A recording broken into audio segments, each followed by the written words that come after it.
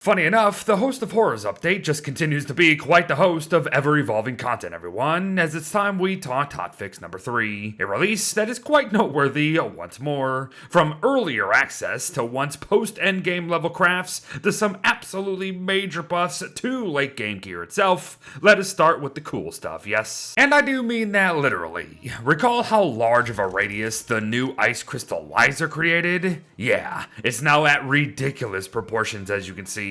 And no, this is no joke. This circle is the entire area of effect of these things following the day, which I think is both good and bad for us. To continue though, note how the structure itself also updated its map marker, while also potentially now keeping the area around it loaded on the map, which could get quite interesting. But what should draw your eye here is that glacier, as it's no trick. They generate around crystallizers from here on out. Apparently, we will be able to see a potential 1 glacier every 7 to 12 days in any season, with a total of 6 overall being possible, as Clay is really leaning in to making these areas a perpetual winter and everything that comes with. It's cool stuff with plenty to build off of from here. But you know what we don't have to wait any days for anymore? Resting horrors. Heck, we don't even need the shadow rifts to be open either, folks. Following this update, they will be able to be found in the ruins immediately, and this is very clearly a way around keeping the Sawhorse quest behind Pearl's want for a relic chair without actually needing to reach the endgame, if you know what I mean, even if we did have an alternative option. But speaking of, she now accepts spiced flower salads, so do with that as you please. But yes, enjoy the early game Sawhorse crafts if you're one to rush down in the ruins for all this now,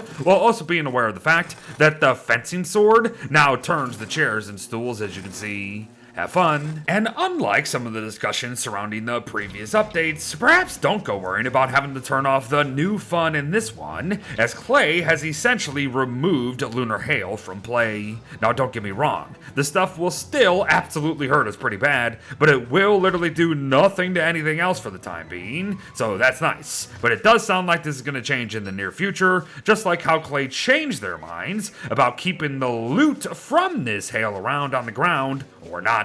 Hail debris now has a 25% chance to stay intact for roughly 5 seconds, so take advantage. Oh, and no, Woody's hard hat still doesn't work against these things, but bone armor will. And speaking of bones, I've got several to pick with all the new hunt tweaks recently. I was into them, I wasn't into them, and now I'm not really sure where I am, because this new tweak now generates carcasses for vargs and hounds to eat from. I mean, it's an interesting touch, I guess, but like, why? The corpses decay in less than half a day, if not fully eaten anyways, and for all I can tell, we can't do literally anything with them. No hammering for shards, or otherwise. Now I imagine this is gonna change, but for me, it's one of those things where I just want them to release the content with its intended content, you know? And yeah, it's a beta, I get it, so this is normal behavior, and we too are used to it around here with all of our 7 hotfix videos per 1 update, but still,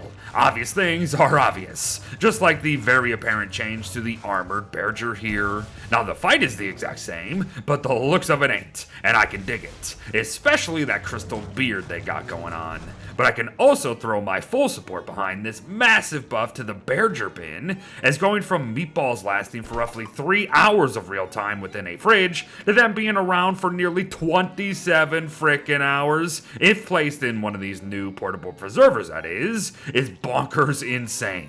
Bundling / gift wraps are still the kings, of course, but this thing is right up there now, and technically it's more accessible once you do get it. But finally, apparently, Wagstaff's abandoned junk set pieces are meant to be more accessible too now by spawning closer to the player, and while I have found that to be true, I have absolutely still run into a case or two where they were way off the path and biomes away. Still, I think this is a good step to acquiring the fresh armor pieces more easily, and as an added bonus, said armor is better than ever. Leveling up both pieces used to take 30 seconds in total, but that has now dropped to 20 seconds, so have fun, and use it a bit more before what you're actually using it on dies at the end of the day, and that's the point. And there you have everyone. The end of our day with Hotfix number 4 overall for Don't Starve Gather's ongoing beta, A Host of Horrors. Things are shaping up for sure, and Clay has already confirmed Hotfix number 5 at least for Pete's sake, so we're not done yet.